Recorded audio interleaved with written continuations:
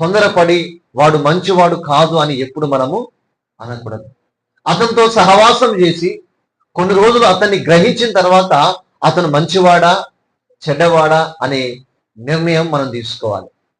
కొంతమంది చాలా కోపంగా కనబడతారు కానీ వాళ్ళ మాటలు చాలా మాధుర్యంగా ఉంటాయి. చాలా మంచిగా ప్రేమిస్తారు. ఎదుటి వారికి చక్కటి మర్యాదగా వాళ్ళ ప్రవర్తన ఉంటుంది. అయితే కొంతమంది చాలా దీనంగా కనబడతారు కానీ వాళ్ళు భయంకరమైన గర్వం ఉంటారు. దీనంగానే పాపం అయ్యో అన్నట్లు కనబడతారు కానీ వాళ్ళు నోరు తెరిస్తే వాళ్ళంత మూర్ఖులు ఇంకొకరు ఉండరు. కాబట్టి ఎప్పుడు కూడా మనం తొందరపడి ఒక వ్యక్తిని మనము అపార్థం చేసుకోకూడదు బిడ్డలారా. ప్రతి విషయంలో కూడా మనము తొందరపాటు నిర్ణయాలు మనం జీవితంలో తీసుకోవద్దు. కొంతమంది తొందరపడి వివాహం చేసుకుంటారు, నష్టపోతారు.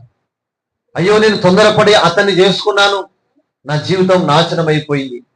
అయ్యో అతని ధనాన్ని చూసి నేను మురిసిపోయాను, వాళ్ళకున్నటువంటి పలుకుబడిని చూసి నేను మురిసిపోయాను, కానీ నా జీవితము నాశనం అయిపోయింది అని చెప్పి చాలా మంది తొందరపడి నిర్ణయాలు తీసుకున్న వాళ్ళు చాలా మంది ఉన్నారు.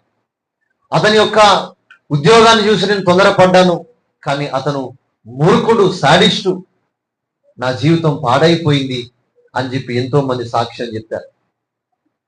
కొంతమంది నిదానించి మంచి మనిషి యొక్క గుణాన్ని చూసి పెళ్లి చేసుకున్న వాళ్ళు తర్వాత సంతోషపడ్డ రోజులు ఎన్నో ఉన్నాయి. మనం ఏ విషయంలో తొందరపడాలో ఆ విషయంలోనే తొందరపడాలి. ఏ విషయంలో తొందరపడకూడదో ఆ విషయంలో మనం తొందరపడకుండా మనం జాగ్రత్త కలిగి ఉండాలి. ప్రేమన దేవుని బిడ్డలారా.